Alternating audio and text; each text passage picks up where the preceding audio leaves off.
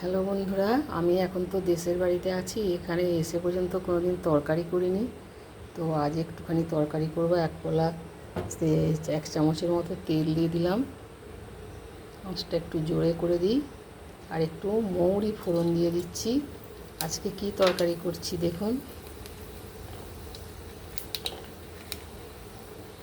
মৌরিটা ভাজা ভাজা হয়ে গেছে। একটু পেঁয়াজ দিয়ে দেবো, পেঁয়াজ কুচি,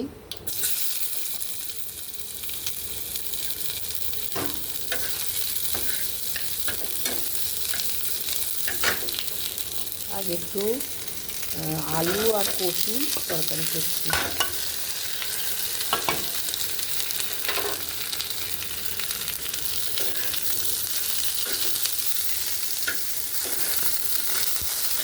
আলু কচু কেটে দুটো বেগুনও দিয়ে দেবো। বেগুনটা আগে থেকে ভেজে রেখেছি।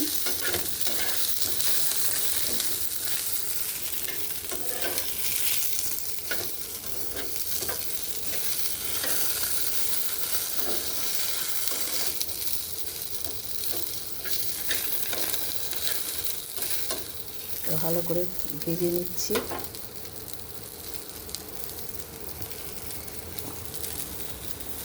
একটু লবণ দিয়ে দেবো, স্বাদ মতো লবণ দিচ্ছি, আর একটু হলুদের গুঁড়ো,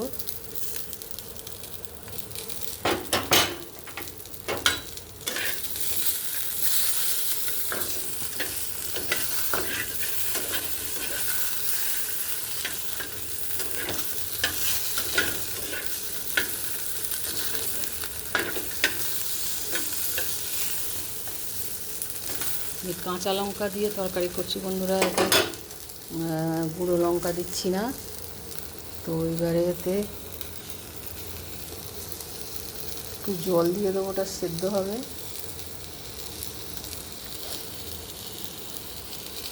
কাঁচা লঙ্কা দিয়ে তরকারিটা করলে তরকারিটার রঙ ভালো হয় না, সাদা সাদা হয়, কিন্তু কাঁচা লঙ্কার তরকারিটা খুব ভালো।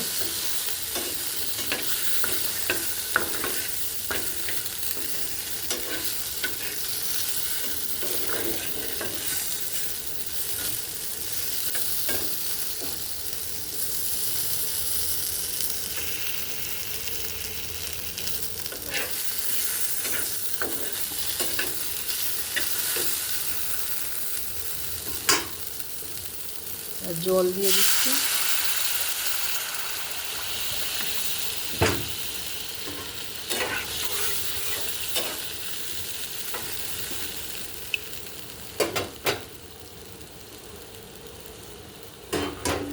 ঢাকা দিয়ে দেবো, এটা সেদ্ধ হবে।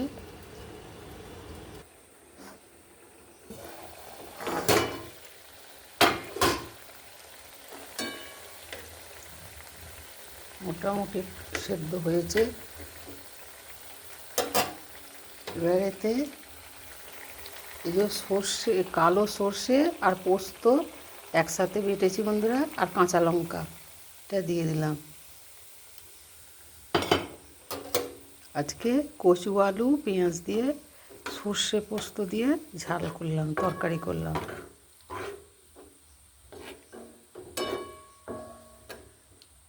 কালো সর্ষে আর পোস্ত বাটা একসাথে বেটে দিয়েছি। কচুর সর্ষে পোস্ত ঝাল, কাঁচা লঙ্কা এর সাথে বেটে দিয়েছি। আর একটু ওটা হবে সেদ্ধ।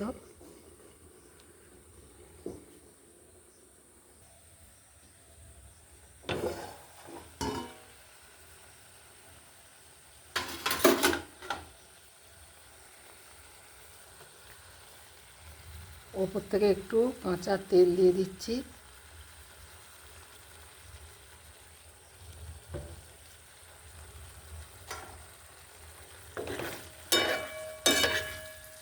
কচু আলুর সর্ষে পোস্ত ঝাল তৈরি হয়ে গেল।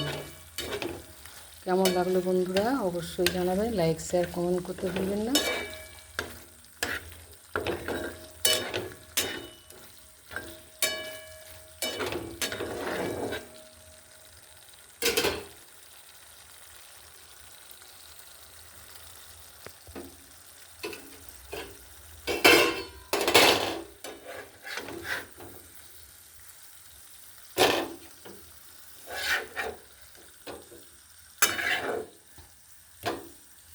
এবার আনটা নিভিয়ে দিচ্ছি গ্যাসটা, এবারে ঢেলে নিচ্ছি।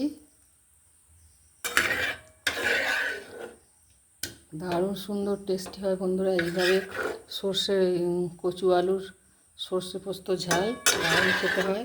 পেঁয়াজ দিয়ে নিরামিষও করতে পারেন, আর আমি একটু পেঁয়াজ দিয়েছি, আরও সুন্দর লাগবে খেতে।